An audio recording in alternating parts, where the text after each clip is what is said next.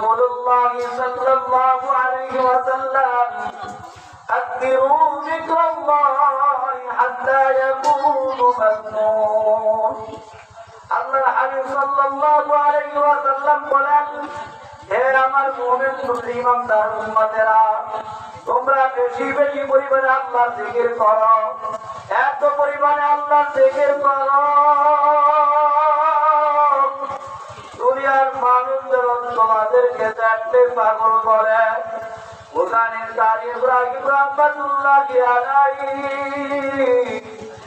একবার ছাত্রদেরকে নিয়ে রসুন লাগানোর জন্য গেলেন। ছাত্রদেরকে নিয়ে রসুন লাগাইতেছেন জমিনের মধ্যে। আল্লাহু আকবার। হুজুর জিকির করতেছেন, রসুন লাগাইতেছেন। ছাত্ররা রসুন লাগাইতেছে, লাগানোর সঙ্গে সঙ্গে আল্লাহু আকবার, জমিন থেকে রসুন আবার উঠিয়া যায়। হুজুর জিকির করতেছে, ছাত্ররা জিকির করতেছে, জমিনের ভিতরে রসুন লাগায়, জমিনের ভিতরে হাল পয়দা হয়ে গেছে। জমিন রসুনকে ভিতরে রাখে না, জমিন রসুনকে পানির উপরে উঠে যায়।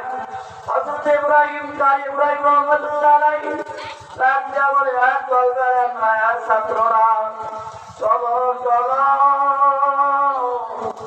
আজকে আর রসুন মাটিতে ধারণ করবে না। হে আল্লাহর বান্দা, হে কবরের যাত্রীরা, আল্লাহু আকবার, আল্লাহু আকবার।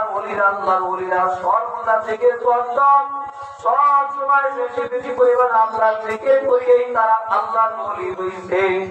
সর্বনের বর্তমান কুতুবের মা যখন অসুস্থ হয়ে গেল, আমি তখন মাদ্রাসার ভিতরে পড়ি, বর্তমানের মাদ্রাসার মধ্যে হঠাৎ করিয়া খবর আসলো মাগরিবের নামাজের সময় হুজুর আপনার আম্মা অসুস্থ হয়ে গেছে। তাই আমি বর্তমান বিষয় তাড়াতাড়ি করিয়া নামাজ করিয়া বের হইয়া দেখি অবস্থায় সবাই দৌড়াদৌড়ি করিয়া বসে দৃশ্য যখন রওনা করল। আল্লাহু আকবার, আল্লাহু আকবার।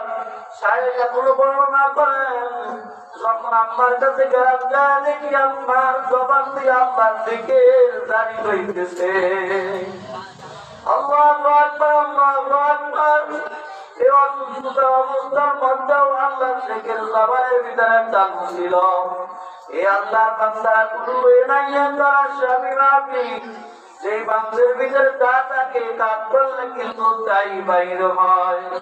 এই জন্য তোমার আমার অন্তরের ভিতরে যদি মাওলার জিকির বসাইতে পারি, তোমার আমার মৃত্যুর সময়ও তোমার আমার কলম থেকে মাওলার জিকির বাহির হইয়া যাইবে।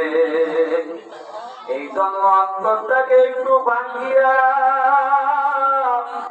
চোখটাকে বন্ধ করিয়া মালিকের দরবারে দুই ফোঁটা চোখের পানি ছাড়িয়া কিন্তু সময়ের জন্য মালিকের জিকির করিলা ইলাহা ইল্লাল্লাহ।